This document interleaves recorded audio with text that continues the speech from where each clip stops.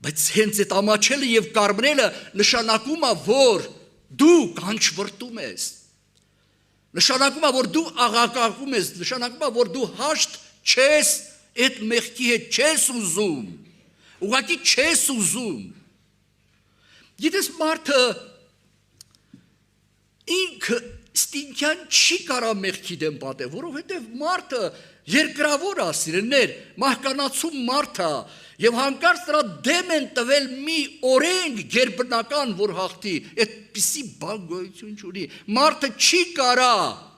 գերբնականին հաղթի, չի կարա։ Մարդը միայն կարող է գերբնականին հաղթի գերբնականով։ Այսինքն Հիսուս Քրիստոս փառավոր Աստծո։ Դա էլ այն խոստովանությունով, այն լուրջ խոստովանությունով սերներ, որ Աստված ուզում է մեր մեջ հիմա տեսնի։ Հիմա հարց եմ տալիս, ուզում ես ուրախ լինես։ Արդեն մի քիչ լռություն։ Որովհետև, չգիտեմ, դու կանգնած ես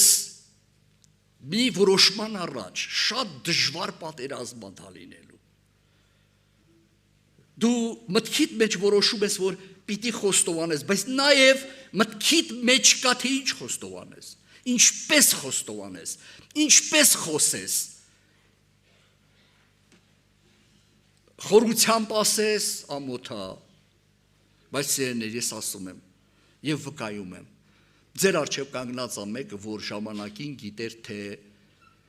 հնարավոր բան չի պատերազմի մեջ հաղթություն ունենալ։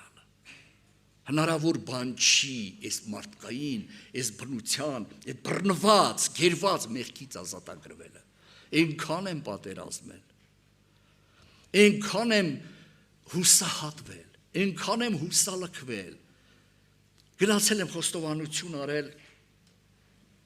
գիտեք մեղքին էլ են կարոտում, մի պահ մեղքից զզվում ես, բայց մի քանի օր աստումը դարձյալ այդ մեղքին, սկսում ես ինչ անել, կարոտել, սա այդպես է դրված մեր մեջ,